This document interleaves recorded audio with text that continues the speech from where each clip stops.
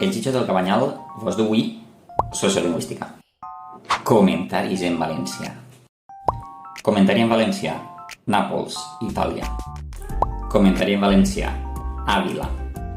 Comentari en valencià, persona valenciana amb llengua materna, castellà. Comentari en valencià, persona canadenca amb llengües maternes i paternes, anglès i francès. Persona enamorada de la nostra llengua i la nostra cultura, mexicà.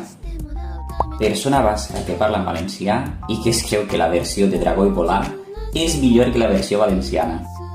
Estan sonats estos bascos. Com podeu veure, hi ha molta gent que fa molts esforços per la recuperació del valencià i per la normalització.